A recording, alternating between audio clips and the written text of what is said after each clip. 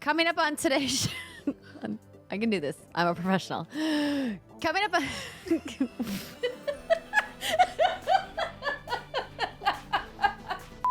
Coming up on today's show, we talk about our most anticipated games. God damn it. God damn it. It's too much fun. Too much fun. Coming up on today's show, we talk about our most anticipated games for 2023, and they might surprise you, or probably not. What's good, everybody, and welcome to another episode of the What's Good Games podcast. Normally your source for video game news, commentary, analysis, and funny stuff every Friday, but this week we are getting ready to celebrate New Year's Eve. Can you believe 2022 is over? It's done. It feels over. You're like, I'm ready for it to be done. It was a long year. It was. It's been a year. Yeah. It has been. It's been a year. I'm Andrea and Ri, joined by Mrs. Rihanna manuel-pena. Hello. Oh. And a burping Brittany Brombacher. I was really happy you didn't jump to me first because I would have had to have let that thing go in the mic. Would have been bad. It was a good lean, though. I tried. You attempted to save the audio Excellent lean. listeners. Yes. Well, I'm glad that both of you ladies are here in studio. We are recording this podcast immediately following the Game Awards, where we got a bunch of announcements of games coming in 2023. So it is very convenient timing for us to talk about our most anticipated games. We love doing this episode every year. It is a favorite of ours to talk about what is coming in the year ahead. Now, we want to make a caveat that while some of these games do have release dates, I think it's become well established in the video games industry that release dates mean almost nothing. Hey. And it's better for teams to push their release date if they need to make sure that the game is in a condition for consumers to have their best experience, but more importantly, that their teams are not pushed to their breaking point in order to meet some arbitrary release date. And while that is the case for some big projects, we still hope that these games are all coming in 2023. But dang, if they all do come out this year, what a banger of a year it's going to be. May and June is going to be the biggest and most glorious clusterfuck known to mankind. We were talking about a change.org petition. Yeah, like Wait, like I what? said, it feels like an active war against anyone who wants to cover games. Yeah. Like there's so that's many true. big games coming next Juicy, year. meaty They're RPGs. so thick. So thick. Thick games. Girthy. Girthy. God, you're good at this. Especially with Summer Game Fest and E3 2023 being back to back. Guess we're done talking about that. Yeah, we'll move right along. I'm just trying to keep it on the rails here. All right, we still got a lot more to Rails. talk about. Real.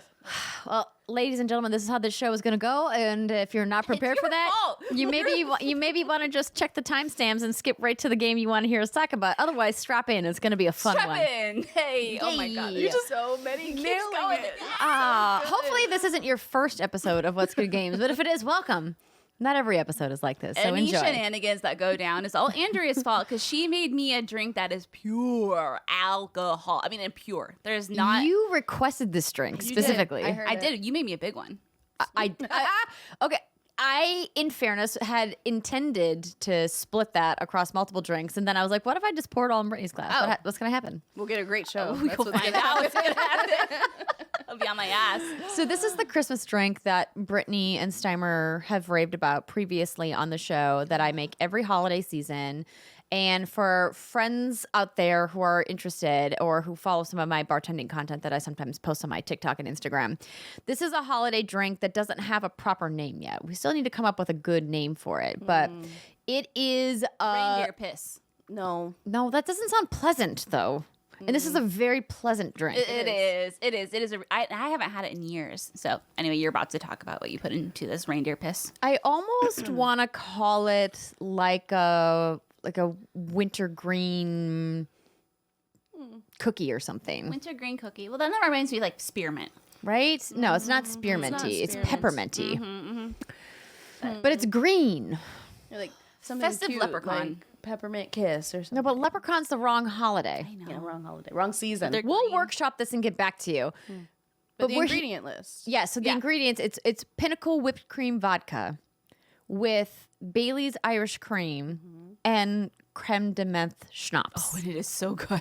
Very good. The exact balance of which I will measure out and put and make a TikTok of. Or But it's proprietary, you gotta.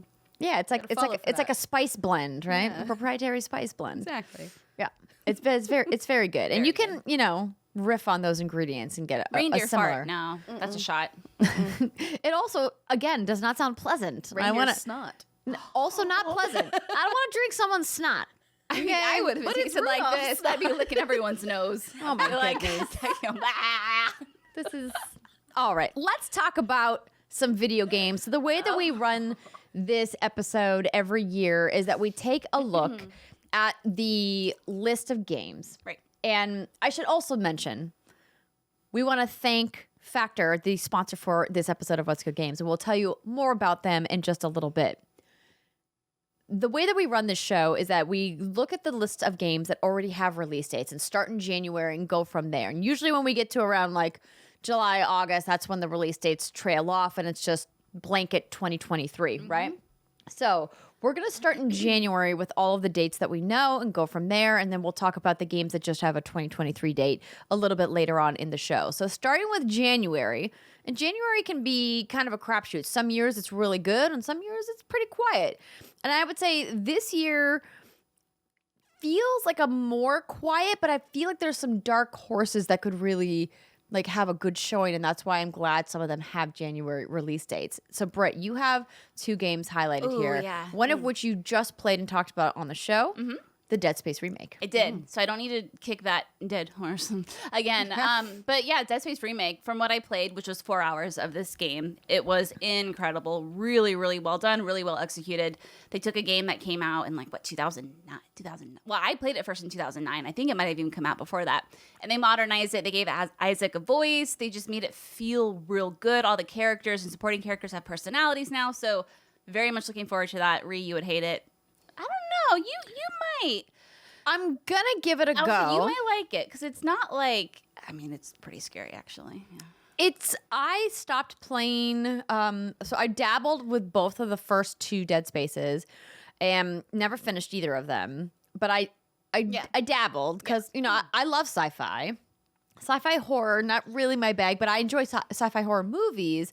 But my thing with horror video games is like the agency and me having to like physically be a part of it, and I can't like plug my ears and close my eyes for the scary parts. Like you have to like live through it. Is the traumatizing part to me. It's so funny because I'm the opposite. That's why I love horror films, actually. I mean, honestly, y'all know that already. But I have to cover my eyes when I'm watching movies because I'm not in control. But when I'm playing a scary game, that's why I rarely actually get frightened, is because I'm in control. Okay. It's interesting. I've heard that feedback before, though. But anyway, yeah, Dead Space Remake was really great. The other one, though, Fire Emblem Engage. This is coming out January 20th. Is that what that says? I need new contacts. Yes. Okay.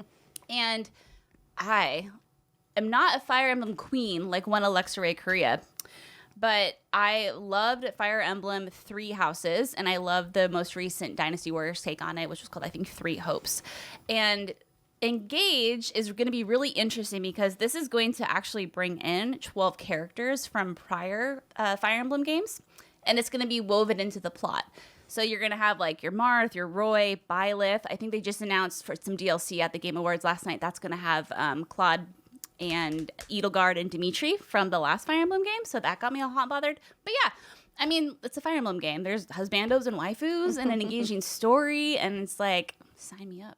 So very excited for both of those. So that alone right there is enough for me. And those are 2 pretty big titles. And then on top of that, we found out that we're getting Monster Hunter Rise on consoles. And I'm excited about that because I really enjoyed Monster Hunter World. And while I know Rise is a very different game that was tailored specifically, for mobile and handheld, I still want to play it. But the game that I'm really looking to announced that they have a demo that's available to play now, and it's Forspoken. Yeah. So we've seen a lot of this game at different events over the past year at Summer Game Fest and Gamescom, and they pushed the release date. Originally, this game was supposed to come out fall 2021, or excuse me, fall 2022, and now is coming out in January. And I really want to check this out because I think it's an interesting idea that they have this protagonist who's from a modern era that gets dropped randomly into this weird fantasy world. and is trying to figure out like where she is, what are these powers that she has, and it's this open world third-person action adventure game. And I am intrigued by that. Yeah, it's interesting because I've been looking up both while we're recording the show and in between cuts today, people's reaction to this Forspoken demo since it just dropped. And it's a mixed bag, but it's mostly positive. And I was saying earlier, I'm surprised and excited to be surprised by that. The people are comparing it to Final Fantasy 16, which I feel like is good company to keep. Oh, wow. And yeah, they're saying that, there's a bit of a learning curve with the combat, but once you get it, it makes sense. And I'm more interested in it now that there's a demo, and we got that really great trailer in the Game Awards as well. And I feel like they did a lot of work to course correct from maybe like the first showing where people were just completely blown off or completely thrown off by what it was. It was so confusing what the premise really meant for the actual gameplay. Right. But it seems like it's holding up in the demo. So I'm going to try it, when I get a chance, and maybe it's the most anticipated. I don't know. We'll see. But I'm more open to it now. And I mean, it stars a woman. It stars a woman, a black woman. There you go. Need more of those. More games with more types of voices, please. Is there anything else in January that is blowing anybody's skirt up? I love that Persona 4 Golden's coming to console. Yeah. That said, I'm not going to have the time to replay it that again. bad boy. I know, it was so good. But I won't be able to replay that one. But other than that, I feel like that's a solid month. That's a good way to kick off the year. That's a good January. Yeah. Yeah, absolutely. And then we get into February, and there's a lot of games coming out in February of 2023. I think the big one that Brittany wants to talk about first has to do with one of her favorite husbandos. Oh my god, yes. Okay, so Like a Dragon Ishin is coming out on February 21st. And all of the husbands are in this one. It's just going to be a beautiful showcasing of bare chests. And I'm so excited for it. But what I really do love about this is this game, I think the original one came out way back in the day, and it was Japan only. And we never thought we would actually see a localization, let alone an actual remake of it with some new features and whatnot. And the fact that we're getting it is so exciting. And I credit that to the success that Like a Dragon had. I know that the naming is a little confusing now, but Yakuza 8 was or 7, was Yakuza Like a Dragon, and now everything going forward is no longer Yakuza. In the West, it is Like a Dragon. But yeah, I'm so happy we're getting this, and they were talking a lot that Ghost of Tsushima actually was part of the reason why they thought maybe this game could survive over here, because it takes place in a historical time period in Japan. So, yes. I'm never going to stop talking about this one. I appreciate the call out to Ghost of Tsushima because that game is phenomenal. Yes. But did they not get the memo that people really love, like old ass Japan stuff? Like, was that a surprise? Well, we're going to talk about one of my most anticipated a little bit later on, Assassin's Creed, who, has some feudal Japan stuff coming, not next year, but beyond. But feels like a lot of gaming communities are very vocal of like, we love this setting, Yes. do more. Yes.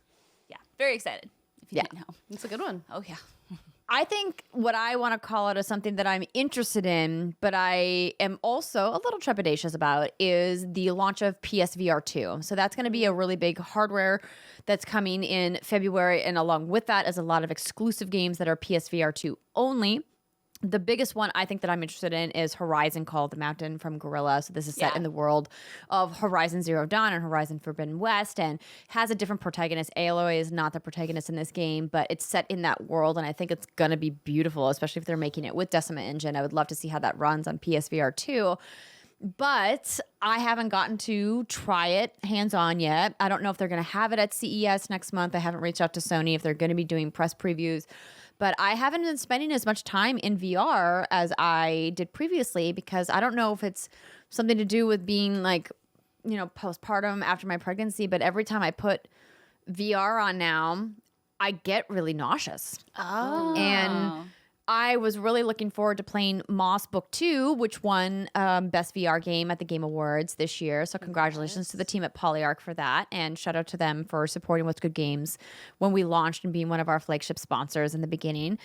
I want to play that game, and I want to play more VR because I think the technology has come a long way since it first launched. But I don't know what it is. I just keep getting like sick. I didn't know that, girl. And I never used to. And I know like frame rates are better now. Latency is better now. And so I want to give it another go. So I'm interested in trying. what PSVR2 has to offer. Because I did have some good success with Quest 2 from Meta and Oculus, and I want to believe that I'm going to be able to play VR again someday because the games are getting better and better. But I'm not as excited about this as I think I once was. Well, yeah, not if you get for that sick. reason. Yeah, it's a bummer. Bummer. What about you, Ri? For February, I am curious to see how Hogwarts Legacy does, but personally, I'm not going to purchase the game. But I'm curious what the chatter will be around it. But honestly, Destiny, like that's the one that I'm excited for. We saw more of Destiny Lightfall again. It's Cyberpunk, it's space ninjas. It's bright. It's beautiful. It looks like a new type of like actual combat mechanic. We get a new subclass. Like I'm ready for that. We're doing a lot of things around Destiny over the holiday, which we can talk about a little bit more later. But it may be the thing that gets me back in. I know I've said this a couple of times. We thought Witch Queen was going to be the thing that got us back in, and it wasn't quite the thing that got us in. And no shade to Witch Queen. It's incredible content. The little bit I've played of it has been wonderful, but it wasn't enough to really hook me, make me feel like I could catch up. I feel like a new subclass is what might do it for me, and I think Lightfall is the moment. So I'm excited for that. Well, and they're finally bringing some of the really big changes that they've been promising in Destiny for a while. I think that was the deflation moment with Witch Queen. Is like, oh, they announced all of these things that are coming for Lightfall, but then they're like, we also have this content Witch Queen that's coming. And I think in your mind, you're like, oh, they announced the things. And then you have to remind yourself, oh, wait, they're actually not happening this year. They're happening next year. But they have made great improvements. Every time they release a big expansion, it's always a good time to jump in. And Destiny is better than it ever has been. And, hopefully y'all joined us for our Game to Give stream that happened back when the Game Awards was going on. And I would love to play more Destiny. I'm at a point in my life where live service games are hard to fit into my baby workflow. Especially ones as demanding as Destiny is, right? Yes. Like there's other things that like Dreamlight Valley that keep popping up, but I gotta go mine me some iron ore. But can we talk about how cute Tiny Buzz and Woody are from the Toy Story update? Oh, Tiny great Woody. update. Yes, Tiny Woody. it's a tiny little Woody that just follows you around. Okay, clearly I need to check out this game. Point being that Destiny's a hard game to stay on top of. And I appreciate a reset, and I feel like at the end of February that might be a time for me to actually dedicate some hours to it. Put some Fortnite down, hop back in. Possibly put some Fortnite down. That's a big ask for me. Yeah. But I might. We'll Fortnite's looking good, that's for sure. Looking real good with that new Unreal update. I do want to be more excited for Hogwarts Legacy as well. It was nominated for Most Anticipated Game at the Game Awards this year, and everything they've shown has looked wonderful. And it's so heartbreaking that it's problematic. It really is. I'm not going to go into the entire speech that I gave the first time we talked about it, but the thing that I had mentioned was that I intend to check this game out and play it, but also intend to make an equal or greater to contribution to what the cost of the game would have been for me, depending on, what kind of code the PR team gives me, to an LGBTQI charity to make sure that there's dollars going to help those communities.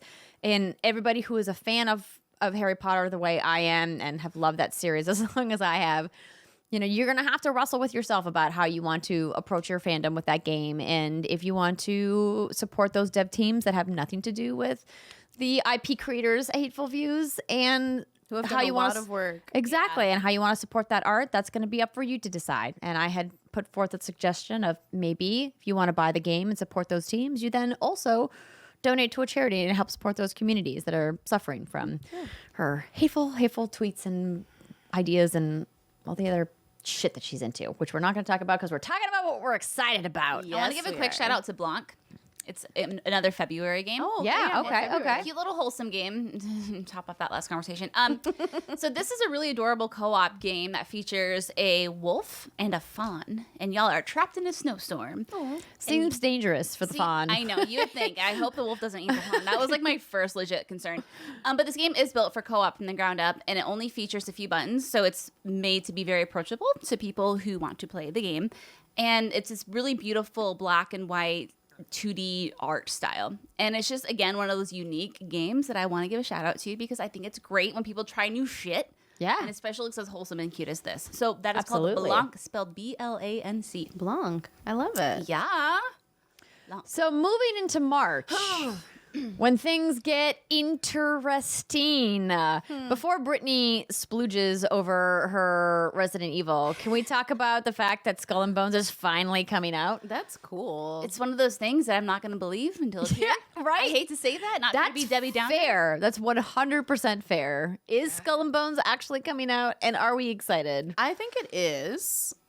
And I am not excited. I'm not either, and I hope people that like bums me it, out you know. so much because I was very excited. Yeah. But the giant showcase that Ubisoft did, deep diving into what this game is going to be, had me being like, wait, what? Why? Yeah. Wait, there's no boarding. There's no open world exploration. There's limited like third person exploration on the islands when you go to and from your ship. I'm like, but so that what were you doing this whole time? Why is the game delayed so much then?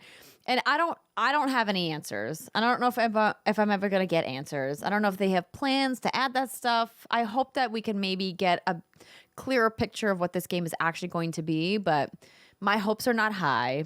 I feel like this is a game that they're like, we just got to get it out the door and get it done. We can't spend any more money on it. Yeah. And in lieu of just outright canceling it, they're like, well, we're going to put out what we have out. I Yeah, get it. I mean, you think Sea of Thieves too in that first launch, and that was pretty bare bones as well. And I feel like they took that game and they innovated on the fly. Rare did a really good job at that. I don't know if that's possible with Skull and Bones because of how much greater of a game that is, and I feel like how much they're already launching with. But maybe they'll find their identity and they'll kick ass. But yeah not for me either. I mean, I hope that they figure something out and find a fan base that loves it, but we don't know exactly what it is. We know what it isn't, and that's Black Flag ships mechanics, which is what I wanted. So Yeah. I know it's not what I wanted. That's all I really know about it. So I'm hopeful, but I'm not holding my breath. Yeah. But a game that we got a new look at the Game Awards with a crazy trailer with voice talent out the wazoo. Oh man, Crime Boss, Rockay City. And this is a game that we don't really know a lot about. We haven't seen like extensive gameplay or anything. We just have like a concept of what the game is going to be and some small media previews for it. But the voice talent alone is like, okay, I'll give this a shot. So that reason I'll give a quick list of Okay. some of them, like not even all of them, some of them. We have Reservoir Dogs actor Michael Madsen in the leading role. We have Danny Glover, Danny Trejo, Kim Basinger, Vanilla Ice, and they left us with a banger at the end with Chuck Norris. Yes. and that's not even the whole cast. And Michael Rooker. It's unreal how stacked this is, honestly. I don't know what this game is, and I'm already excited for it. yeah. I just the little can't that help I it. read, you can team up with PVE co-op, and you can do heists and stuff like that. So kind of Payday-esque, like we were talking about earlier. So, Yeah. The team member that I talked to was saying is imagine like a hybrid mashup between GTA, Mafia, and Payday. yeah, that sounds right. With the Sounds first great. person shooting emphasis with some third person mixed in, and I was like, "This sounds dope. If I they want. can I pull need to that see off, more. Let's I'm go." down. I would like to see that. But it's coming out in March, and there haven't been extensive media previews yet. So that always is like a giant red flag for me, because it's going to go one of two ways. It's going to go God of War Ragnarok way, where they are so confident that they have to do literally zero media previews. Oh my god. That game did zero media previews. That's true, yeah. They just released, and we're like, "This, you're gonna love this game." And we was all, like, and we on the all, table. That strategy works for like one studio, and that is Sony Santa Monica. yes. I mean, when you put out a masterpiece of a game as the first game, and then this is the follow up, yeah, that's a big dog or big dick moment. It is. This game, however, I don't think is in that same category because they haven't, this isn't like a sequel, Right. right? So, Yeah. and we don't really know a lot about the team behind the game. Publisher 505 Games. Yes, but the developer is more important, and it's like kind of like mysterious that we don't really know much about this dev team. And so I am, a little hesitant about how this game's actually going to play if it's coming out in 3 months' time. Yeah, especially the nature of the game. I feel like you'd have to organize a lot of online Early cooperative access sessions. is not a shameful thing to do. No, especially balance. not these days. Yeah, No. yeah, do it. But no one's gonna care about Crime Boss because No, I was getting everything else from March out of the way to clear the room for. stand aside, bitches. I mean, I've talked about this game extensively. I don't need it. Again, kick that dead horse. But Resident Evil 4 Remake is coming out. So I've played about an hour of it a few months back over at the Capcom headquarters, which was so freaking cool. And what I love the most about this game is you're always going to have the original, right? And it's kind of like the same thing I said about Final Fantasy VII. You're always going to have the original. You're always going to have that experience, that kind of B-movie exploitable game where you can do, what are they called? The runs where you go really fast. I'm brain fart. Speed runs. Thank you, honey. Yeah. Where you go really fast. You go really fast. You can do the speed runs. You know where all the enemies are going to be, blah, blah, blah. But this game in particular, they're really kind of modernizing it and they're expanding it. And so far what I've seen is I think this could go the Resident Evil 2 remake route where it surpasses the original. Because they're just adding so much and so many story details. And there's still so much we don't know about this game. But I have a feeling that Capcom is very in tune with their audience, especially when it comes to Resident Evil. And they're going to nail it. And oh my God, I can't wait. Leon is daddy. Daddy Leon. The previews that we've seen so far have all looked really great. And as like a diehard fan, do you feel confident, and put your working relationship with Capcom aside, just as a fan, do you feel confident that they've taken feedback from what went wrong with Resident Evil 3 Remake and knowing just how pivotal Resident Evil 4 was originally in the franchise in order to be able to like land the ship? Yeah, absolutely. Land the plane? That's what I meant to say. I pick up what you're Dock the ship? And I don't know if any of this is like has been officially told as like a real event that happened, but I'm gonna try my best to explain it. So essentially what happened is Resident Evil 3 Remake came out, and the feedback from that was obviously very loud. There was too much stuff cut from it. It wasn't like the remake that we had expected, especially off of the heels of Resident Evil 2 Remake.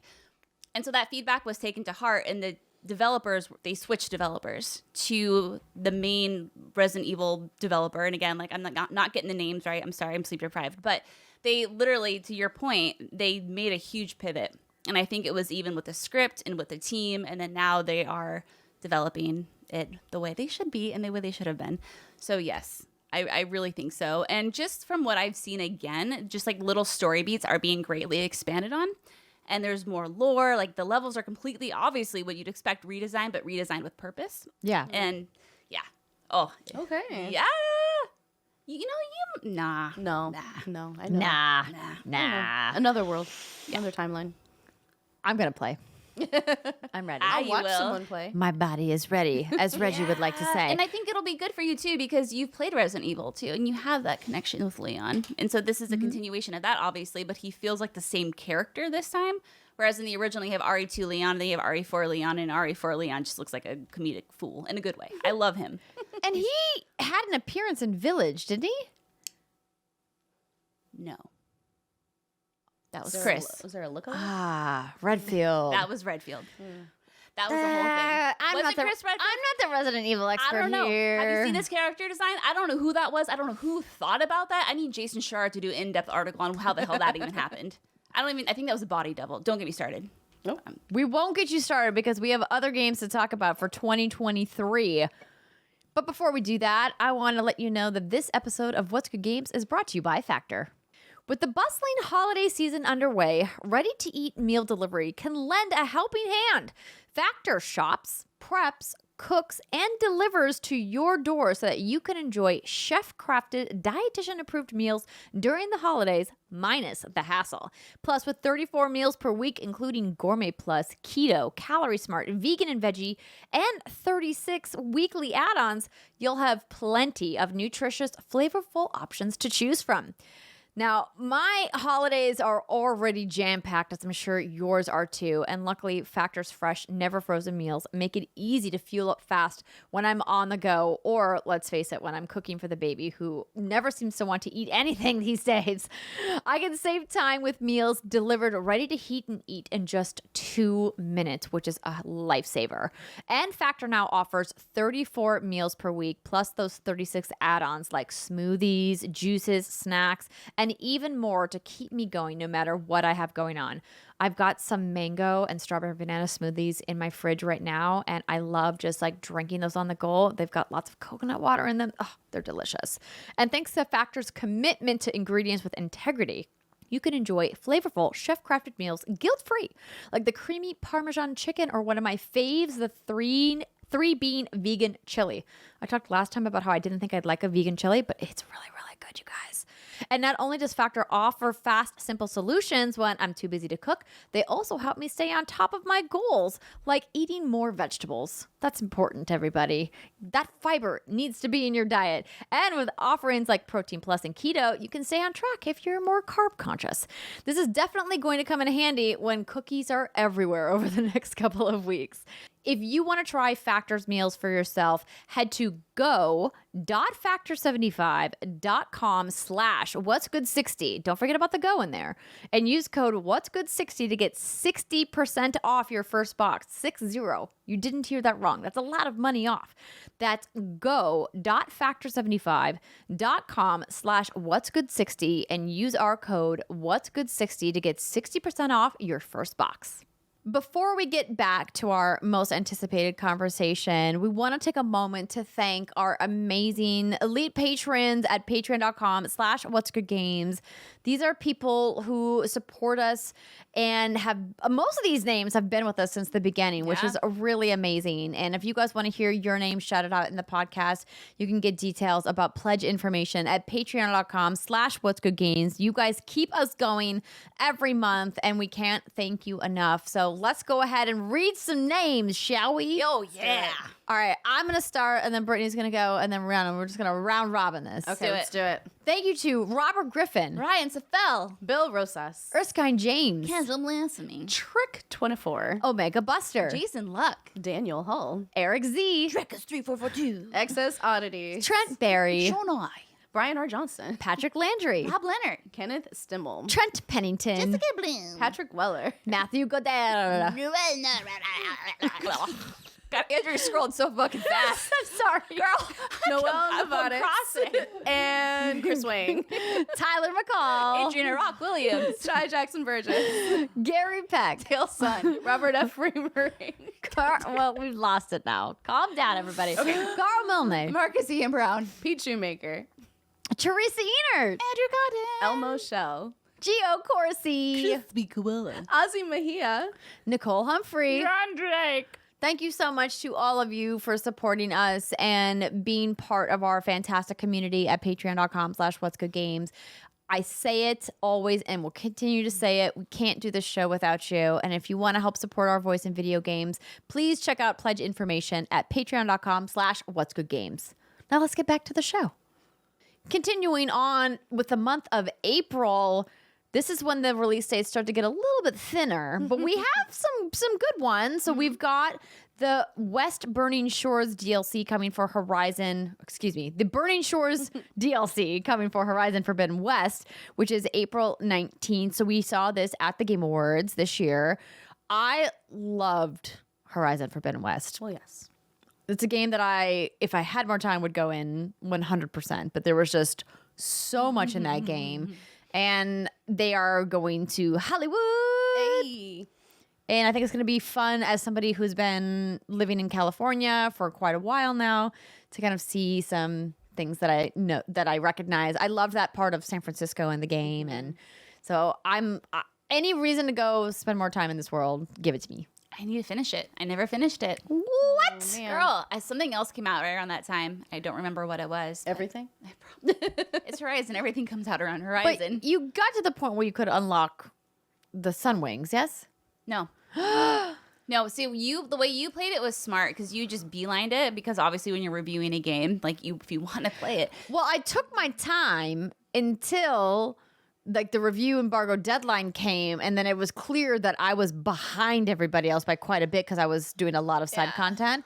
And then I was just like, okay, I have to carve a path through the main quest. And I was actually a little bummed that they held that really cool piece of gameplay behind this like late game wall of story missions. And I understand why they did it narratively, but when games don't telegraph that to you, I feel like that's a huge part of gameplay that you don't want to save for endgame, because then it's like, well, now I'm done with the game, and now I have this cool thing. It's like when a game introduces like a fight mechanic or a weapon at the very end of the game that's like really boss cool. and really cool. Yeah. And then you're like, yeah, but now I've played 100 hours in this game and I'm done. Yeah. I'm like, but why'd you hold it back? Shouldn't have done That that. doesn't make sense. Cut it earlier. Yeah, because no one wants to chase a reward that they're never going to use. Or they don't even know about. Yeah, that also is true. Sure. If there's I a didn't hint, know. like, I literally hey. did not even know about that until you just mentioned it. It was in the trailer at the Game Awards, which is why. was, yeah. I mean, it would have been considered a spoiler back, around the game's release, that you can unlock the ability to fly through the entire so world. cool. kind of a big deal. And it's a really cool mechanic. Like, riding the mounts is fun, but flying is cooler. And in most cases, a lot faster. But the way that you have to mount and unmount your Sunwing can sometimes be, problematic depending on where you are, which is why the mounts I don't think will ever lose their significance in the game. But, they showed Aloy riding on the Sunwing in the trailer for the Burning Shores DLC at the Game Awards. So that's why I felt comfortable talking about it It's openly out here. there. Absolutely. Yeah. I mean, It's So out there. it's a really cool mechanic, but it's tied to a pretty late story mission. So if you also, like Brittany, never finished the game, I would encourage you, if you are interested in playing the DLC, to maybe carve a mainline path through Forbidden West, and then at your leisure go back and check out all the side stuff. Yeah. Someday. But also a game coming in April that I think we're all hesitant but sort of excited for is Dead Island 2. yep. Absolutely. I wouldn't say I'm excited for it. Well, no, I think Brittany and I are like Yes. longtime Dead Island fans. Yeah. And I was excited that they resurrected this game literally from the dead, pun intended in every way. Ah. And I was also nervous, though, that it had such a soon release date after it's announced. And sometimes that can be good, Yeah. a la Fallout 4. Yeah. But sometimes it could be bad, and I don't know how this game is going to go. And we got some gameplay recently. And it looked okay. I mean, the tone of it is what I'd want. It looks kind of dark humor, but it's zombie, and you get to go around LA, and you get to bash things in the face, and the combat looks visceral, blah, blah, blah. But The characters look really interesting. characters look very interesting. But yeah, it's just that thing of, I think it's going to be like a Saints Row thing, going with the right expectations. Yeah. And I loved Saints Row. I really did. But I went into it with the right expectations. I didn't go into it thinking, this is going to be the next Grand Theft Auto, which a lot of people did, which surprised me. Did people really think that Saints Row was going to be GTA? Yeah, they did. They really did. I think they held it up to that standard. They were mistaken. Yeah. Yeah. Saints Row has never been GTA, and the team of Volition is not trying to be the team at Rockstar. We probably never won't said get they another were. one now. No. Thanks, friends. No. No, come on. We just talked about how Volition is now under Gearbox, and hopefully, that will save the. Okay, you're right. Maybe we will. I don't know. We'll see. We'll see. But anyway, obviously, Dead Island 2 is always a good time. I'm happy it's finally coming out. I'm happy it's getting its shot. We'll see. And, I mean, I just will say, because we heard nothing about it at the Game Awards, I'm more worried now. Like, It would have been a great time to put out a new trailer. anything, right? Yeah. It doesn't need to have gameplay. It would have been great. But No, it just should a- have been. It should have been a Just a reminder. just a melee gameplay trailer. Or, I know Jeff doesn't do this a lot, but it would have been cooler to see a gameplay demo. Well, that could have happened, but it didn't. but it So- did not. Yeah. We'll see what happens at the end of April. Well, let's see. And then, ladies, my beautiful, lovely ladies. Oh yes. Suicide Squad. Kill the Oh, you teed that up very deftly. So definitely, both, maybe both. So yes, we got a new trailer for Suicide Squad: Kill the Justice League at the Game Awards as well, and we got the official release date, May 26th. And a beautiful tribute to Kevin. Kevin Conroy, yes. Was going to be featured in the game. And So glad final that they performance. confirmed that. That's really wonderful, and he is such an incredible actor, but he was also a really kind person. I had the amazing honor of working with him on a panel for a Lego game of all things at Comic-Con quite a few years back.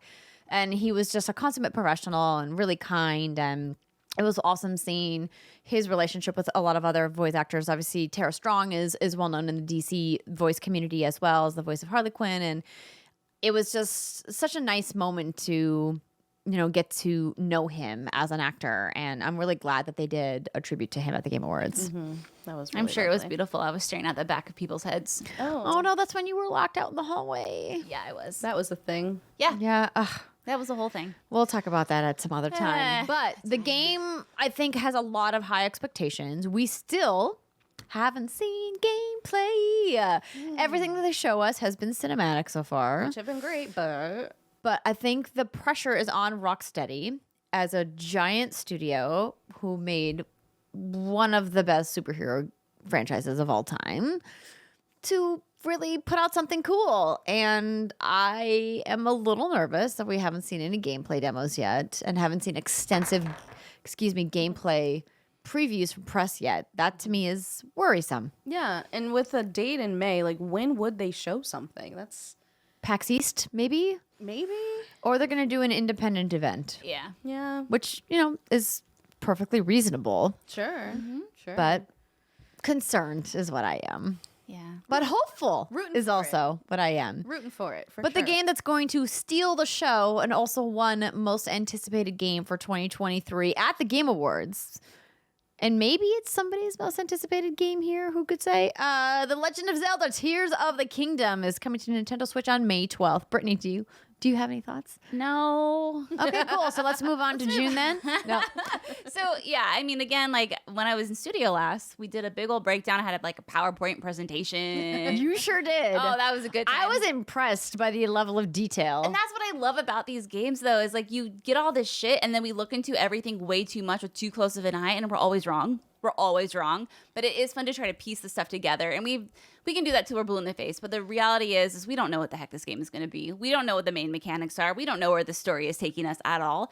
And I think I'm at a point now where I don't want to know more. But if another trailer comes out, I'm going to dissect that You're bitch. gonna eat it up. Oh, eat it up, dissect it. Yeah, absolutely. But yeah, like, I mean, it's Zelda. It's the sequel to Breath of the Wild, which is still one of the most talked about games, I feel like. It's just a staple, and a lot of games are compared to it. I'm thinking about Pokemon, and that's just a sad, sad situation. But, yeah, like, what do you say about the game that's probably going to win Game of the Year and tons of other awards? It's just going to. But we just don't know much about it yet. So we can break it down. Do you think that Tears of the Kingdom is going to potentially fall into the same camp that a lot of people looked at God of War Ragnarok of this is great, but you innovated the first time and now this is just more goodness. You still nailed the goodness, but you didn't really add a lot of innovation this time. But we still love it because it's great. Right. I think we're gonna see. So every Zelda game has its own shtick. Like it could be the Ocarina and Ocarina of Time. It could be the time travel Majora's Mask. Like it all has its thing. And there's definitely going to be something with this. And it's either maybe you're traveling between realms, or maybe there's time travel again. There's the verticality in this game. So I think it's going to be way more innovative than just like and I mean, Ragnarok innovated too, right? Of course it did, And yes. At first, though, I mean, I didn't think it did, but the more you dug into it and peeled back, you're like, wow. And so, but I think Zelda's going to kick off probably feeling a little samey at first, and then they're going to introduce those mechanics to you, and then it's going to be like, this is its own thing. Yeah.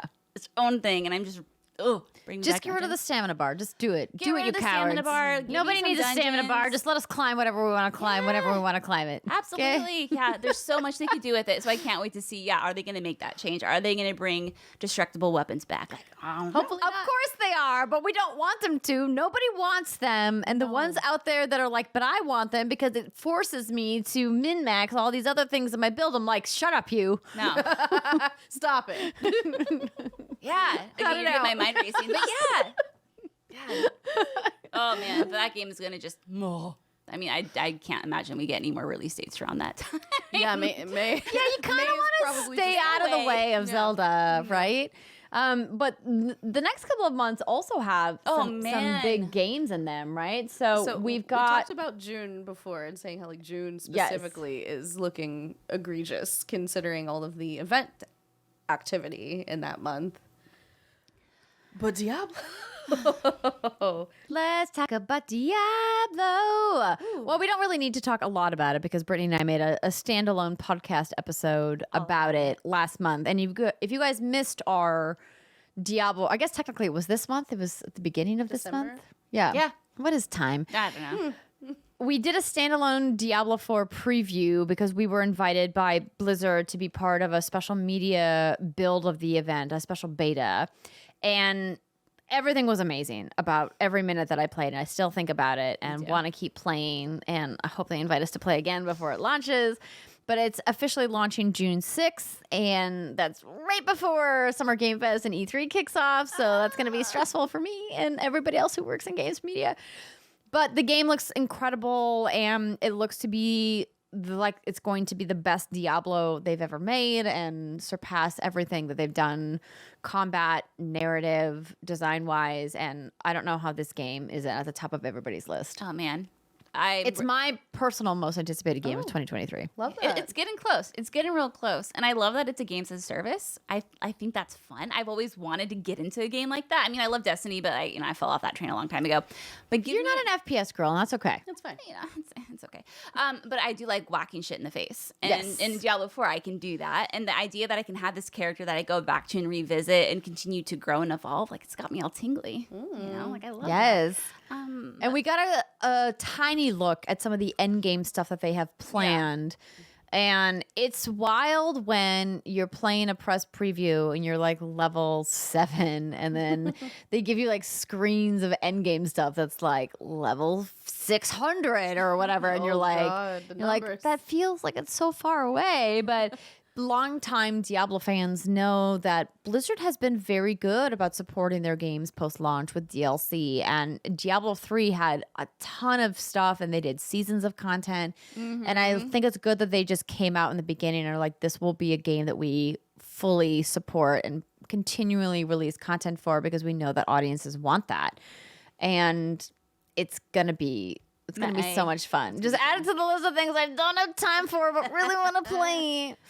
Okay, and then on top of that, you got Final Fantasy 16, which comes out June 22nd. Too many things. I'm going to be living my best life, but also I'm going to be so stressed. It's going to be great. When do I have time to play games at night for 2 hours at a time? No, it's great. It'll take me years to finish this. But yeah, Final Fantasy 16, it looks really good. And I know we're kind of on the cusp of Final Fantasy 7 Remake. We're still talking about that and how good it was. And obviously we have Rebirth coming next year too. But the last main game was Final Fantasy 15. I say main, like that was the last numbered one like that. And I loved 15. I know a lot of people were kind of like, meh on it. You can go kick rocks. But I think Final Fantasy 16 looks really good. You have all these different kingdoms you can travel to, and the game still is a little bit of a mystery. We did get an in-depth trailer at the Game Awards, which I haven't been able to dissect recently because, I haven't had time. Because you're here with us. I'm here with you. Having interactions with humans. Being present. And I can look at that stuff on the airplane tonight when I go home. But it just looks really good, and it just makes me happy that these games are still going and they're still seeing success. And I know a lot of people are really excited about Final Fantasy 16. Really interesting premise. I love the idea of the summons, and I could get real nerdy with this, but I won't. But just, very much looking forward to it. But you can if you want to. I mean, I could, but girl, I'll probably just talk myself into delirium and I'll fall asleep on the desk. Well, we don't want you to do that. And another big game that's coming out that before we get to August, in June that I want to mention because it looks really good, and Rihanna and I had the opportunity to play it at Summer Game Fest earlier this year, is Street Fighter 6. And I know this is a highly anticipated game, particularly, of course, in the FGC. And I think the game looks great. I love that it's multi-platform because a lot of people were concerned after, the previous deals that maybe Street Fighter wouldn't be, but it is. And it's coming out June 2nd. Obviously, none of us at this table are diehard fighting game players, but I love that they are doing some different things this time around to bring in new players. A lot of the modes that we talked about after we saw it and previewed it a couple months back. And of course, the revamped narrative first-person campaign mode that they are bringing into the game, which I think is going to be really great. So we'll keep an eye on that. And that's kind of like after June is where now it starts to get a little murky and is mostly just 2023, except Larian Studios put a flag in the sand. They sure did. They sure did. For Baldur's Gate 3. And they're just saying August. We don't even have a date, so I 100% anticipate this game's going to get kicked again. Punted, I should say. Regardless, it doesn't even matter. Oh my God. Larian Studios is one of the most talented studios out there. They've been making kick-ass RPGs for as long as I can remember. And I love that they've been given an IP like Baldur's Gate that they can really test themselves with and really push themselves. And this game has been in early access for years now. And I remember playing it on Stadia with Jason years ago. I feel like it was years ago. Maybe it was just last year. Who could say? But it is good, and it was shaping up to be good. And there's nothing out there like a Larian game. They're just so unique, and there's so much personality and heart put into their games. And you really do feel like every choice matters. The combat is just so satisfying. They're always cooperative, and it's like, oh my God, my dream game. So I hope this is fighting for like the top most anticipated for next year. Okay. It's just a love. It's a tough year for you to pick between your children. I am.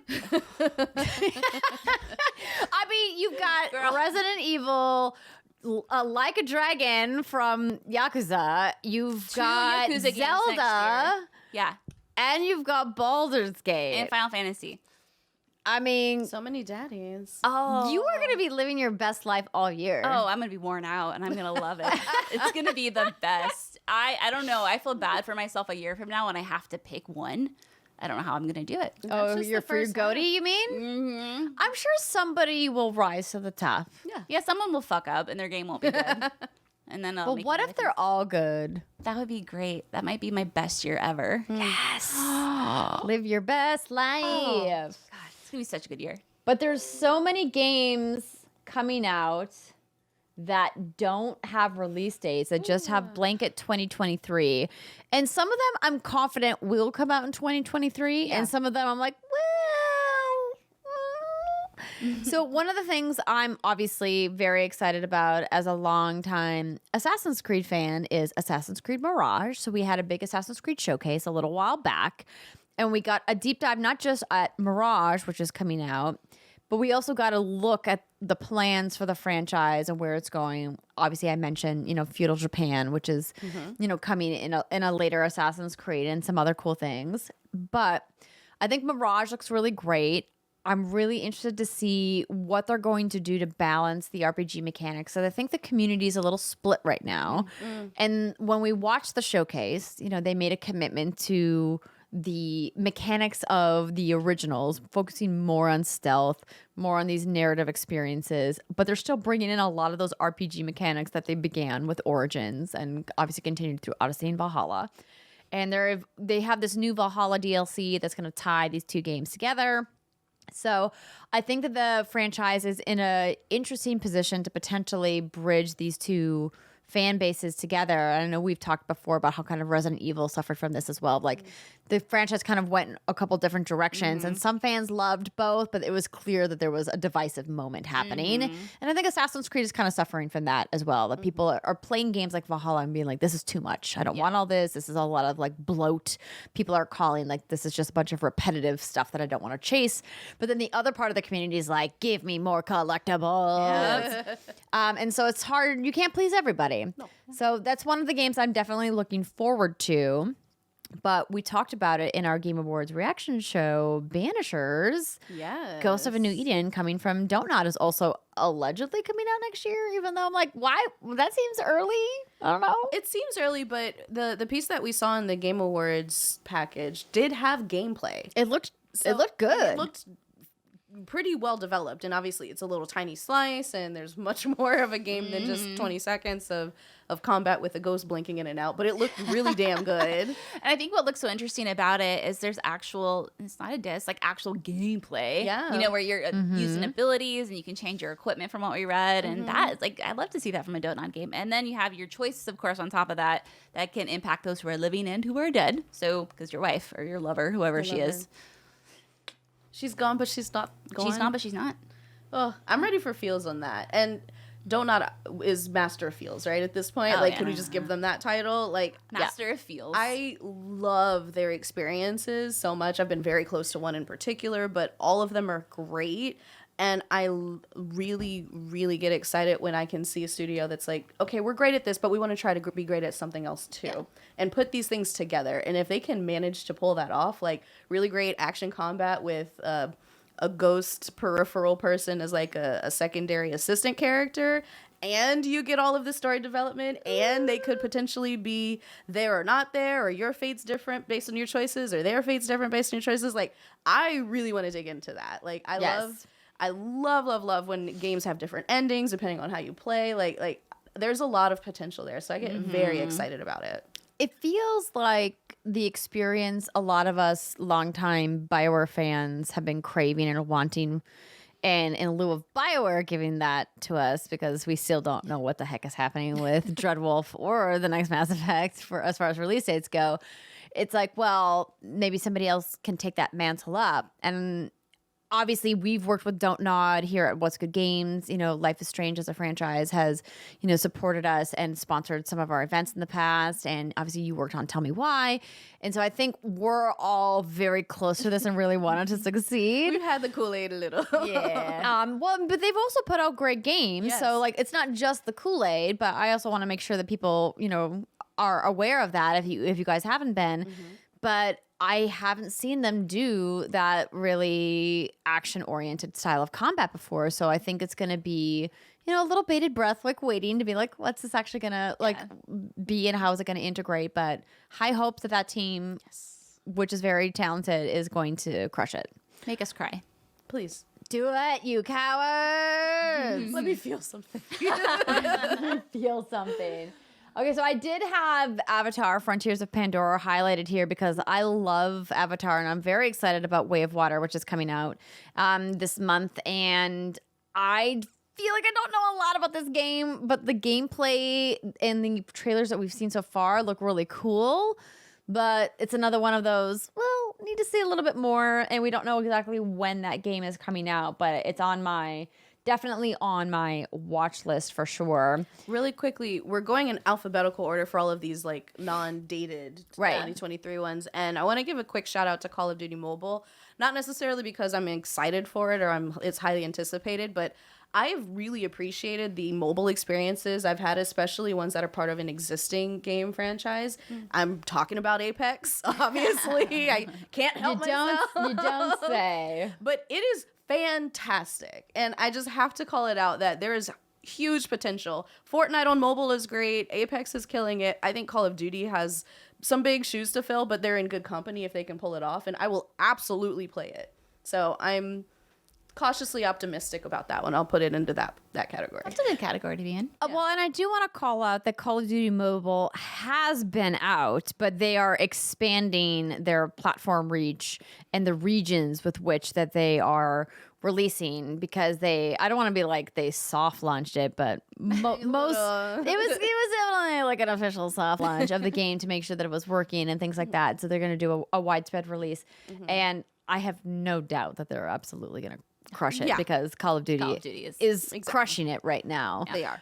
So that's a good call out. There's, you know, some other games that we could talk about, but I mean, the list is long and we have some other things that we would like to mention first. So these two games, Brittany, that we're going to talk about next, which one do you want to talk about first? I'll just give a shout out to Fae Farm. It's this really cute, adorable, cozy farm sim that you can play with friends. Great category. Oh man, there's dungeon crawling, there's crafting, there's decorating that has actual impact on your character. I know. This is a game that has like and shout out to the PR team for being like, we know this game is up your alley, and I'm like, you guys know I'm so busy, I can't. It looks so good. Well, maybe you can tend to my crops while I do some dungeon crawling and bring home the bacon. Wait, but why can't I do the dungeon crawling and you do the crop tending? You want to decorate. Let's be real. Yeah, but I don't want to manage crops. I hate that part of these games. I don't want to go water my fucking flowers. I got shit to do. Well, you can have up to 4 players. So I'll water the crops. Great. Okay, we'll go slay I monsters. love farming. I'll farm and fish. Oh, Okay, yay. no. I hate fishing crawl. too. I'll dungeon crawl. You'll do the crops, and Andrea will do the decorating. We love it. It's great. I think it's a great. Anyway, it looks really cute and wholesome, and like it takes place in a fantasy world, and usually these games are like rural, in the middle of nowhere, ding ding ding, you know. But now you got magic and stuff. You got spells. That's great. It looks real fun. I love spells. And then obviously, Final Fantasy VII Rebirth. God, that name that just makes me feel weird. I don't know. It reminds me of Afterbirth. That's what it is. That's what it is. That's for me. exactly what it is. I just wanted them to fucking call it episode 2. Like, that's, you know why? Because it's confusing. Because now there's like a bazillion different like spin-offs of Final Fantasy VII, and for people like me who really got into Final Fantasy VII Remake and never really played the franchise before, and it was like my game of the year when it happened. I'm super excited about the next one, but now I'm like, then they released Crisis Core like trailers at the same time, and there was all this other Final Fantasy stuff happening, and Brittany was like living her best life, being like, I know all of these references, I got this on lock, and I'm over there being like, I don't get it. Somebody explain it to me. Well, I think the reason they did that is because, okay, Rebirth alone is a standalone title, which is kind of weird, but they expect that this could be a good jumping in point for people who never played the first one. And so I think if they called it episode 2, that would probably just turn people off. Yeah. Because so I'm thinking, because the first one It's so good, you should play it, It is so motherfuckers. good. Just play it. And that's come from Andrea. Come on, that's Yes. coming from her. And then you guys know I hate turn-based shit. But that game was real good And because you it's- can choose to play it turn-based or you don't have to play it turn-based. It's anime as fuck. And that's she why it's so still loves genius. it. And she loved it. It's so good. But yeah, so I think that's like where they're going with this. The first one just set the remake, set the tone. We're going in a new direction with this. It kind of got like that weird backstory out. But now I think this next one is where the real journey begins. And then you don't need to know what happened in the first one. In fact, if you didn't, it might make more sense if you just start with the second one. But now I'm more confused than ever before. Why would they like that? Feels like narratively that it's going to be hard for me. But you're saying it's going to be easier. I think it will be easier because I think the thing about the first remake is it was such a mindfuck for all of us who know how that story goes. Right. And I think that's where you got confused is because we all were nerding out. We're like, oh my God, this happened. And you're like, but wait, is this not supposed to happen? How did this? But now I mean, it's almost like book nerds being like, that's not how it was in the book. right. That's pretty much exactly what. And then trying to explain it to me, and I'm like, I don't fucking read it. Yeah. But anyway, very excited for that. I'm really curious to see where that story is going, especially with Zach coming into it, who's I don't know what I can spoil now. I'm not going to say anything, but I guess nothing because someone's going to be mad about it. yeah, Everyone's gonna be mad about something. It's true. it's true. It's true. Oh, it's true. But this is the game that I want to see more of. I feel like we haven't seen enough of, but it feels like because we don't have a release date that maybe we'll see something around E3 next year and then we'll get maybe a holiday release date. Holiday. Yes. I hope so. Yeah. Please. Give it some space. Oh my God, what a good time. We got Crisis Core, we got Rebirth, we got 16 coming. And 14 is kicking and 14's won the best community support award at the Game Awards. So all we need is that Final Fantasy IX remake announcement, and then we'll be good. One more. Let's keep do one holding more. your breath for that one. Flintlock. Rihanna, you would like to talk about the Siege of Dawn. Very briefly, because I don't know a lot. So, Flintlock: The Siege of Dawn, multi-platform game. You have a cute little fox-like pet. You're running around in a fantasy world. You got superpowers. Is this There's the bosses fox with like chicken feet? Mm-hmm. Okay. It's a chicken fox. And we saw something very briefly at the Xbox Bethesda showcase, and I haven't heard anything since then. Yeah. So it may pop up at East or at something soon, hopefully. As we know from the Xbox Bethesda showcase pitch and setup, all of those games were meant to be in the next 12 months, so we should see something Q1, and it's just on my list to watch. Again, not necessarily top forgot of about the that one. most anticipated, but I'm expecting to see something more from this soon. And this is to be clear, it's not a game about the fox. The fox is a companion character. It's like always it's like a about the third. It looks like a third person action combat game with this medieval fantasy setting. Yeah, it's like a sort of medieval / cyberpunk with the weapon designs and stuff, and But the chicken feet, man. but you can pet the dog. That's I was the put important part. slippers on them, so I don't have to look at those feet. Yeah. They're weird. The cyberpunk thing, I don't know where you're getting that from. It definitely feels all medieval. I mean steampunk. Oh, That's what I okay. meant. Did I say cyberpunk? You did, but even steampunk, I'm like, is it just because she's got like an undercut? I think it was the weaponry. The weaponry gave me Because steampunk she's got like a cool like shaved like hairstyle, but like Very cool this hair. looks like there's like no electricity in this world. No, zero electricity, but there like- are like blunderbusses and shit. So that's what made me think I like how you said blunderbuss. That was like really good. That was very throaty. it's a little tired in here. So, moving right along, there's quite a few other games that are coming out. She just scrolled But right by yours, baby. wait, which one? Starts with an H. Which one? Oh, you really skipped well, Wait a minute. Listen, we didn't highlight it. it? Wait a minute. Okay, Calm I'm upset. down. Calm down. Also, you didn't seem to think about it, okay? I was gonna mention it. I'm Don't just trying to blame be me. patient. Ladies and All gentlemen, right. we're talking, of course, the H game to talk about next year. Hades 2. Hades 2! Okay, so here's the thing. Y'all know I love Hades. I hate roguelikes, but I love Hades. And I love the characters in Hades. I love the storytelling. I love that every time you die, you get more story, so it rewards those experiences. I love the creativity of all of the different weaponry and how you can combine those based on like the different runs you're doing. I love that once you end a game, it's not over and there's more story because I always want more story. The characters, again, are so fucking hot. And like the dialogue is funny. Like the art is beautiful. It feels easy to do on a Switch or an Xbox, or I've even played it on a PC. Like it is the best game maybe I've ever played. Oh, damn. It is just a great freaking game. Supergiant knows what they're doing. They know what they're doing. And to get somebody who literally does not like this genre to convert this hard, Yeah. I can't wait for the second one. And it seems like it picks up with the same world and the same characters, but it's like leveling it up. Where so was the hot guy? I didn't see him in there. you're talking about Zagreus, the main Maybe. character? Yeah. It's a hot girl this time. Okay. Yeah, she's a princess. And apparently the hot princess. Hot princess. Into it. And she kicks a lot of ass. And Even better. Her father, just like in Hades 1, which I am absolutely going to spoil because you can't spoil that game. He's Also, it's been out. It's been out. But Zagreus is fighting his father Hades. And in this game, you are the princess. You're fighting your father Kronos. Kronos is Hades' father. So it's Grandpa. like literally leveling up the stakes, right? Like you're fighting the father of the boss from the last game. Oh. And it's just, I can already tell it's going to be more intense, more inventive, more exciting, Did you more anticipate hilarious. this for a sequel? I didn't. I wanted one. Supergiant's never done a sequel before. But I didn't expect it. I thought, if anything, we'd get similar mechanics in a different game. Yeah.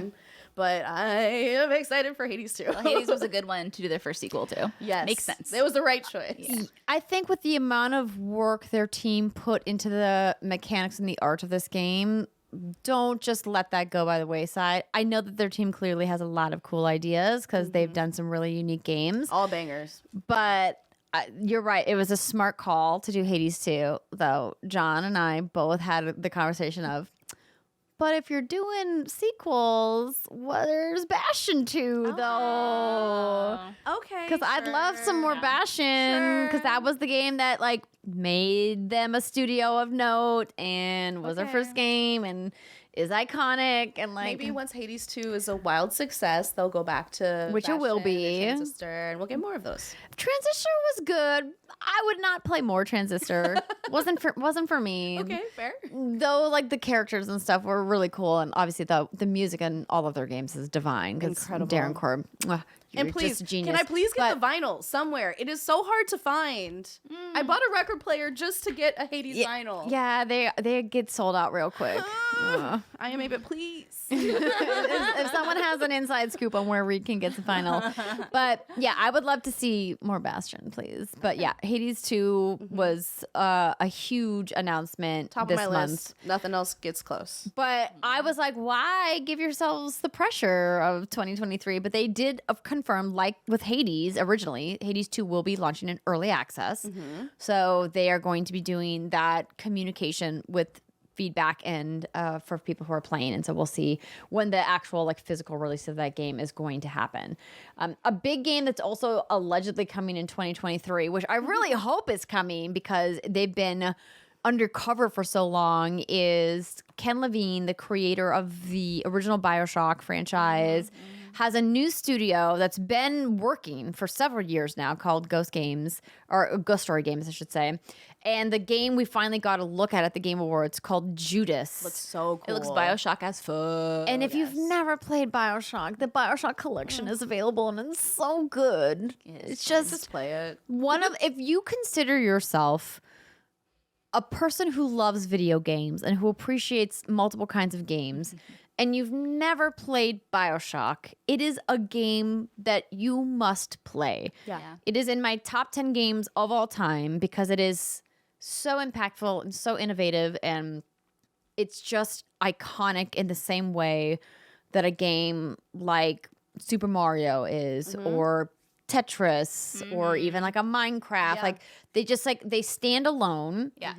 And it's a must play. Even if you're not a first person shooter person, I can't recommend playing this game enough and how important it is to And it video holds games at up. large. Yeah. So I think there's a lot of eyes on this team to be like, what are you doing next?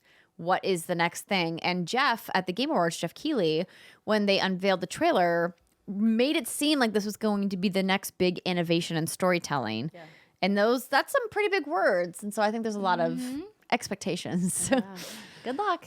Good luck. Yes, God indeed.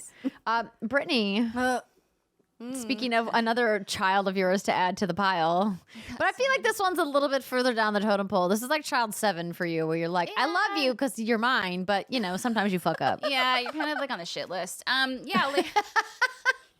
Okay, so Layers of Fear. So I am always rooting for Bloober Team. So they did Layers of Fear, obviously. Layers of Fear 2, The Medium, Blair Witch, and now they're working on the Silent Hill 2 remake. And I've always rooted for them. I think that team has a lot of potential. I think they've tried so many different games, though, that they can't. I don't want to say it's not that they can't significantly improve on their formula, but because they are trying so many different things, I feel like they can't really just like get the groove going. Yeah. That said, their games are never bad. I never think they're bad. I think they're unique, and I think they're fun, and I think they're well made. Everyone just feels different about Bloober Team. It's one of those developers that you either love or you're like, I don't trust you with Silent Hill 2. Anyway, Layers of Fears is basically, my understanding, it's kind of like a retelling of Layers of Fear 1 and 2. And it's going to be like the definitive version of the game. It's just the way you can think of it, for example. It's going to be real scary, real pretty, and I hope it makes me poo myself. The next one, this is a Kingdom Hearts ass title. Like a Dragon Gaiden, the man who erased his name. No, you can't fit that shit in a hashtag. No. Like, and the abbreviation for it is weird. It is so weird. Ladga. No, it's just you just Ladga? I have to imagine, and Brittany, as somebody who's actually studied Japanese, is maybe the Japanese version of the name is like more succinct, or more like rolls off the tongue, because like a Dragon Gaiden, the man who erased his name. I'd be curious to Too know many words. what the title is in Japan. Yeah, so this game is going to be very interesting, and this was a huge surprise. So this is going put up your glasses. This is going to bridge the gap between Yakuza 6 and Yakuza Like a Dragon. Because as you know, in Like a Dragon, Ichiban meets Kiryu, and it's like kind of like a holy... As you know. I mean, everyone knows the two husbands meet. And it's really cute. I love you. I want to make sure I didn't accidentally grab your tit, so I had to look over to find your arm. I mean, I could have. Patreon.com/postgoodgames. Views. But, Yakuza 6 was supposed to be like this end of Kiryu, and then he comes back in Like a Dragon, and now he's apparently coming back in Yakuza 8, which is just absolutely wild. But this kind of tells the story of what happened between... I love you. I love... Just look at me. I love this. Just keep going. I am. So this tells the story of what happened to him after he supposedly retired and like erased his name. But surprise. He did it. Yeah. So all we really know about this game is that it's going to be apparently like half the length of a normal Yakuza game. And it's really funny because the team is like 10 to 20 hours. But there's a full open world and side quests and mini games. So there's no way. I would say 40 hours minimum for this if you're going to do all this stuff. But again, we're eating good over here, Yakuza fans. We got 2 new games coming next year. We have another one coming the year after that. That's my daddies ravage me. It's gonna be great. Wow. I don't know how you really follow that. I mean, you follow it with Spider-Man. I guess. We haven't gotten a new look at Marvel's Spider-Man 2 in a little bit. But hopefully they'll be doing a standalone event sometime soon. Maybe we'll get our next big look at this at well, I shouldn't say at E3, but probably around E3 time. But this feels to me like a late 2023 title. Yeah. If I was Sony looking at what's been announced so far for the beginning of the year, I would definitely like hold this for holiday if I could. But I think the game is going to be great. Obviously, Insomniac has shown so far that they've done great work with the Spider-Man franchise. So no doubt that that's going to be really cool. But I want to just move on to stuff that maybe we have a little bit more thoughts about. So, Britt, you want to talk about My Time at Sandrock. Real quick shout out to Mina the Hollower, follow-up to Hollow Knight. Oh, It's okay. the Kickstarter game that was Yes, Kickstarted yes. on XPlay. Excited to see that one because, I mean, I'm assuming they're going to nail it. Yeah. Like, that very easy thought there. Yeah, I don't have too much to say about My Time at Sandrock, except for it's a follow-up to My Time at Portia, which I spent a lot of time, I think like 120 hours on that bad boy. Yeah, you know, as you do. As you do, but it's one of those Brit games, right? You can bang people, have a farm, craft, build stuff. The My Time at Portia was really rough at launch, and so I'm hoping that those issues will be fixed for My Time at Sandrock. And Or they do early access, maybe? it's in early access, I think, for PC right now. It was the console launch that was kind of rough. But anyway, let's go on to one of Ri's. Most anticipated. It's Redfall. So Is it this your just number two? Yeah, is this just because one of the characters looks exactly like It you? is. Her name is Layla, and she has student loan debt, and I identify with her, okay? We're the same. Like on paper, it's a game about killing vampires, and I feel like you would Also- stay so far. Also, I same. love that. I love to kill vampires. I didn't think you were that brave. As long as it's more action focused, because Yeah. we had fun in Back for Blood. So much fun in Back for Blood. Yeah. Lifelong Buffy fan. Okay. Anytime you want to We get down with Call of Duty Zombies. Yeah, I'm down. You As long are as I can brave. fight it and I don't have like a shiv and a toothpick, I'm That's good. fair. It's not survival based. I can't You're do like, that. I want to be superhuman with a giant magazine of bullets. Exactly. And play with Yeah. friends. Okay, that's fair. Yeah, I That's don't want to fair. have to dig into boxes to find a gear. I have to put make a something bandage together. or I No. die. What? You need to play Fight Outlast. evil with alcohol swabs, Brittany. I need a gun. But no, we've talked about Redfall. I am still very excited for it, and it is, I would say, probably my number 2 now that Hades 2 exists. And it's not only because of the character. I love the gameplay style. We loved our time in Back for Blood. I love co-op action so much, and it's big enough and it has a big enough splash that I know there will be a lot of people playing it. So it'll be easier to convince my friends to play it with me, which was a lot of the issue with Back for Blood because it was just hard to squeeze time on that game. But that game was also hard It was when very it launched. So much so that Turtle Rock had to come out and be like, "Okay, you're right. We have to nerf our own game because we did beat it. we made all the difficulties too hard." We did beat it. We got there, and I just love any time that you're combining magic with combat and guns, and fighting evil is great, and the town looks really cool. I love the art style. It's different. Like, it's enough like games that I've seen before, but it doesn't feel like it's the exact same thing. I'm just really excited for this one. Genuinely. I want to see more gameplay soon. Yes, I would like to see a demo, a beta, something that feels more live, because I know that Xbox has shown like substantial gameplay, but it felt really rehearsed. Yeah. And so I would like to see something, Some emergent off the cuff. gameplay. Yeah, I think it's exactly. supposed to come out the first half of 2023. Soon, yeah. So, I mean, they got until the anniversary of that showcase to get that's these out, right. right? So hopefully they do, even if it's like an Xbox gameplay preview or early access, something to get it out. And I just want to like put forward out into the universe to all dev teams that may or may not be listening. It's okay. Early access is something we should just embrace. Yes. Yep. I think there's nothing wrong with saying we need to get some real-time data from people playing the game in a live situation in order for our teams, our servers, our devs, QA, all of them to like see how the game performs. Let's fix things, let's balance things in real time. And there's nothing wrong with that. I think we're finally in a situation where fans expect that from games that have a heavy multiplayer component. 100%. I'd rather have it work and have some experience with it and a few people who are actually interested because they've already played it than to drop it day one and it doesn't work. Yeah. And I have to remind myself about that games that I'm actively playing sometimes. That like are still in early access. Like Dreamlight Valley, it's like it's in early access. So when stuff is broke, it's like, hey, you're literally in an early access period. Like they're looking for feedback. Yeah. And I think if that expectation is there, even if it's my fault that I forgot, it's not on me. The devs literally said that it's early access. Exactly. I think that communication with consumers is important, and people appreciate that they know what they're getting or not getting when they're, buying the game or buying into an early access situation. So, I mean, we have yet to see what the team is going to do with Redfall specifically, but I will play that with you. Yay. I'm committing to that right now. I'm excited. But a game I won't play, Brittany, I'm sorry, is Rune Factory 3 special. But you knew that was coming. Whatever. If you could just scroll down a little bit, because there's another game I can lump into this. So you have Rune Factory 3 Special, which is a remake of the 2011 game. I think 2011 or is it 2001? Who could say? It doesn't matter. There's a one in there somewhere.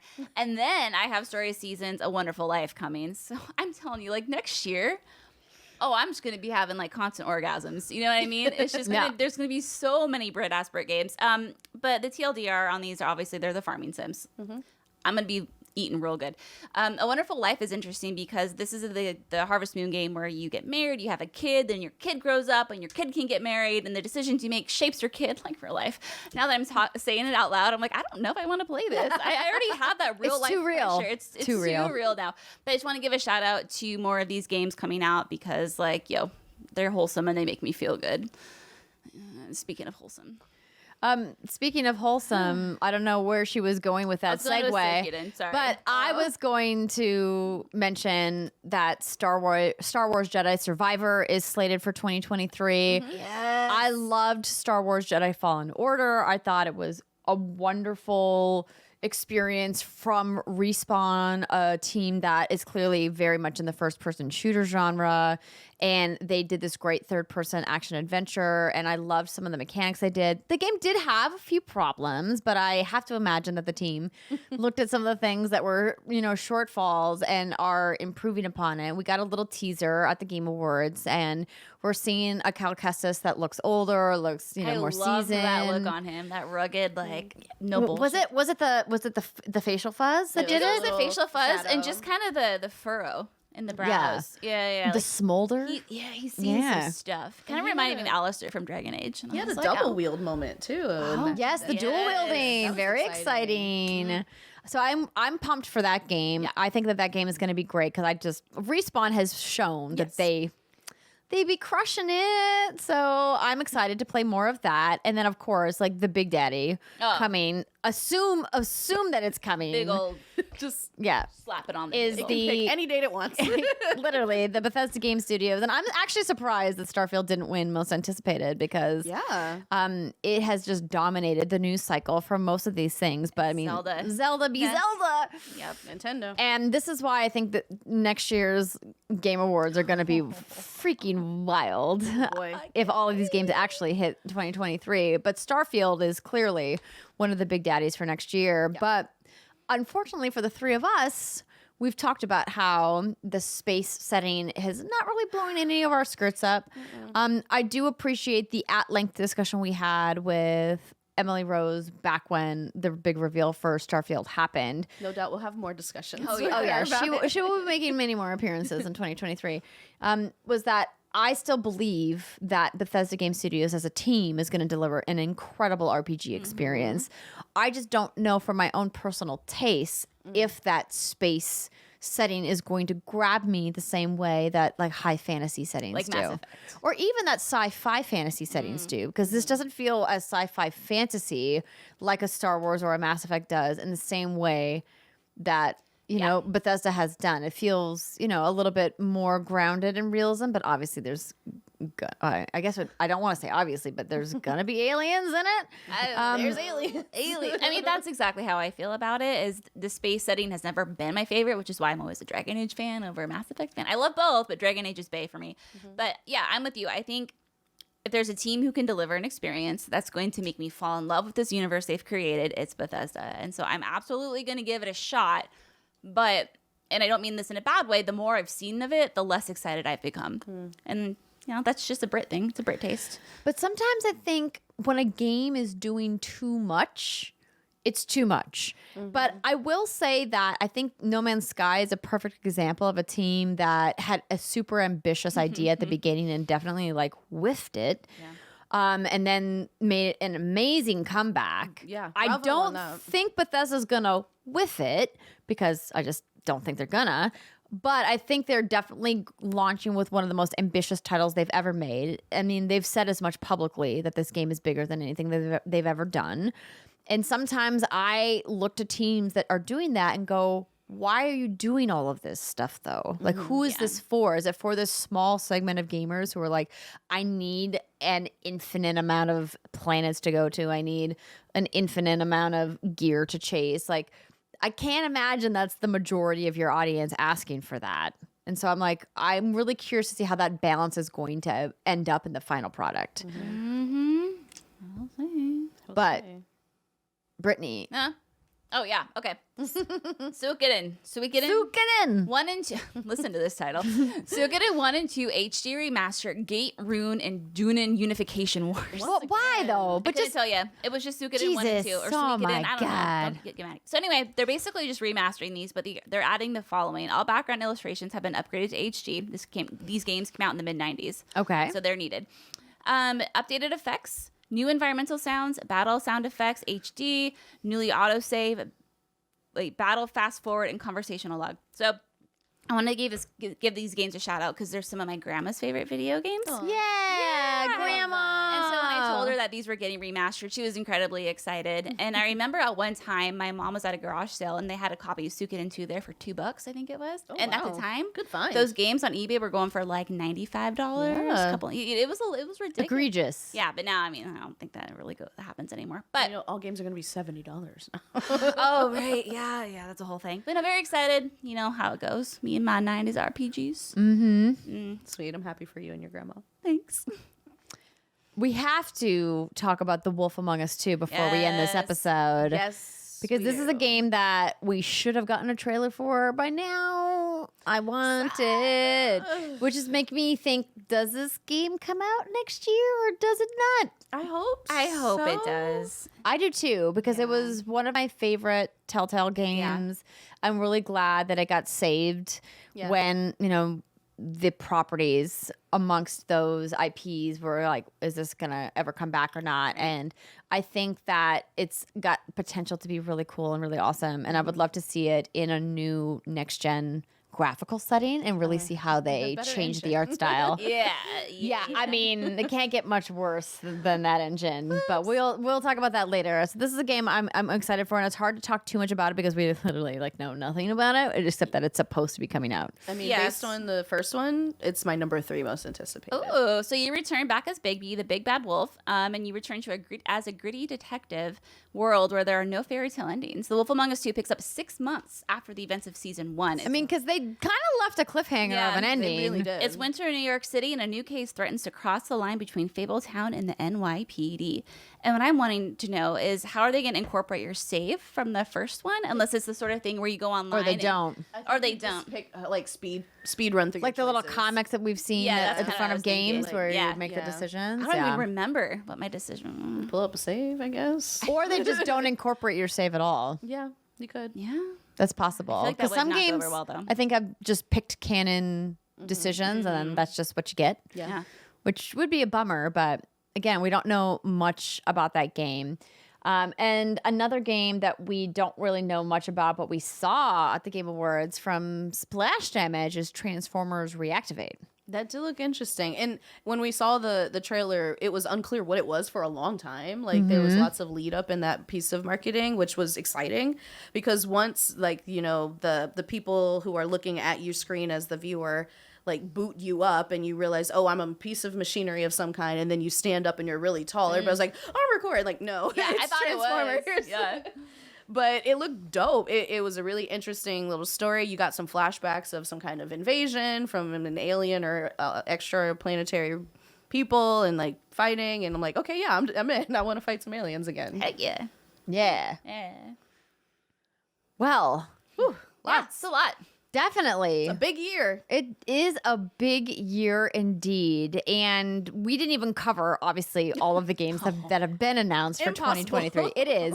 There's so many more that we could, but this episode would then just go on in perpetuity. But I want to say thank you so much to everybody who has supported What's Good Games for this year. We're hoping to come back in a bigger way in 2023 and maybe have our first What's Good Games meetup again. Fingers crossed. Yes. So we're looking at when that could possibly be. And obviously E3 is back and we're going to be there and lots more to come. So we hope that you guys had a fantastic 2022 with us and will continue to join us for 2023 and that you have a wonderful new year with whatever celebrations you'll be doing. And we'll see you next year, everybody. Bye. Bye.